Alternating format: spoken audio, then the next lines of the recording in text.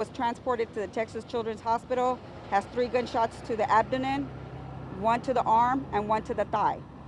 He's in critical but stable condition. He's in surgery at this moment. We do know who the suspect is. Once again, this is not a random shooting. The victim was taken across the street to Kashmere by 4 of his friends who were able to identify and give us the name of the suspect. No weapons were recovered. The other victim suspect drove away in a red sedan. Both of them are about 16 to 17 years old. The one that was transported to Texas Children's Hospital is not a student of the school.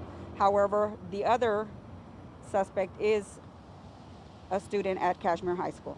Does anybody have any questions? Motive? That we don't know yet. Like I said, there's a rivalry, bullying, possibly gang related. So right now we're working on that. Major Assault is on his way to do the investigation. Have you had any issues before in this park so close to the school? Not that I know of, but don't quote me on that. So I do not know that for sure yet. Anybody else hurt? Nobody else. We just have one victim, the 16-year-old, and possibly also the shooter that shot at the one that was transported, also was seen limping away. They both had weapons, so we don't know if he's injured, but they did see him limp away from the scene. Was this during school hours? This happened at 1:30. Is there a lockdown for the school that only we know of? They did not have a lockdown. At this point, are parents able to get kids as well? Yes, they are able to get the kids. Are you heading over to the suspect's house, or kind of what's the situation in that in terms of trying to pick him up? Since we know who the suspect is right now, we're going to work at contacting the hospitals first before we do that to make sure that medical attention is rendered if that's the case. But like I said, we do know who the suspect is. We will be searching for him at his residence if we do not find him at the hospital. Any video? School surveillance? No, ma'am. No video. You talked to us about just the dangers knowing gunshots flying here in my school, no less. I'm sorry? Talk to us about the dangers involved with gunshots flying in. It's so close to the school, no less. Maybe you can hold on for Yeah, half a second. I'm gonna.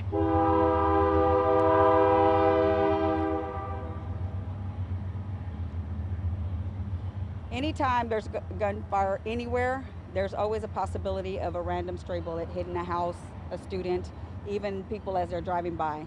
So for us here, we always like to tell people, first of all, I know guns are allowed, open carries is in effect. Juveniles shouldn't have them, number one, but they need to start looking at the dangers of others who they can harm. So we hope that people are more responsible, and we're hoping that kids take into account that weapons, guns do kill and hurt people. So we're hoping that they use better judgment and hoping that they don't get anybody hurt, especially children, kids, older people in the neighborhood, and people passing by. Do you have any idea, just from the shell casings and stuff, what kind of caliber weapons were used? We know because of the injuries were very small. We didn't see a lot of blood at the crime scene, so we do know that it's possibly a very small caliber gun. And just for the record, in terms of open carry, what's the limit on that? Like, you have to be how old to open carry? Have to check on that. Yeah, I'm gonna have to check on that to be sure. Okay. Oh, would there be charges since it was close to the school? That I'm not sure yet. First, we're gonna try to figure out what happened, and we're gonna let the investigators do the investigation and call the district attorney to see what charges they will accept. Any other questions before we do Spanish? Just real quick, any sense about the response for the kids and the teachers on the campus happening, obviously, with people most they know, and during school hours, so close to the campus?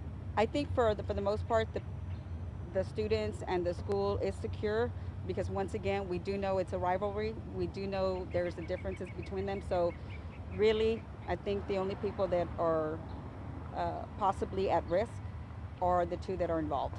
That's really HISD police. Yes. Okay, Chief, can you do the Spanish, please? Just a Spanish statement for us. Okay.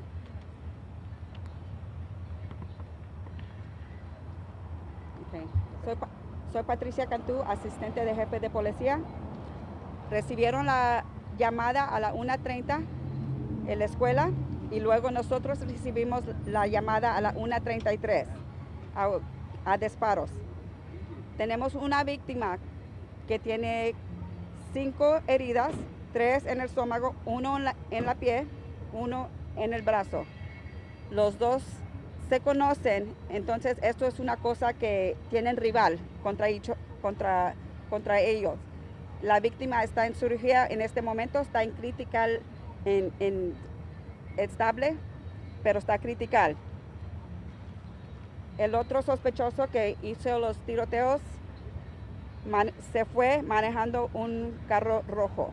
Los dos tienen como 16 a 17 años y en este momento ya sabemos quién es el sospechoso y los dos se conocen. Entonces ya no hay peligro en esta área en este momento. ¿Preguntas? ¿Nos puede hablar acerca del arma que se utilizó o que se cree que se utilizó? La arma parece para ser una de pequeña calibre. ¿Algún motivo que se conoce? Tienen rival por la escuela, iban a la escuela juntos y hay rival entre pandillas o algo más así. Eso es lo que sabemos de ellos. ¿Y quién de los dos es estudiante? El que se fue en el carro rojo es estudiante y el que no era estudiante pero ya no es. Oh, he was a student. He was a student, he's no longer enrolled. Okay. Okay. And in terms of the weapons, I know you said you didn't find any. Was the victim searched before transport? Yes. So he didn't have his weapon with him in the ambulance. You know that for sure. Yes. Okay. All right, Chief, thank you very much. Okay, thank you. Hi, Chief. Thank you. I'm Kathy Booker Daniels, HISD trustee. So I was trying to get over here for the briefing, but yeah. If you guys would like to talk to our broadcast is done.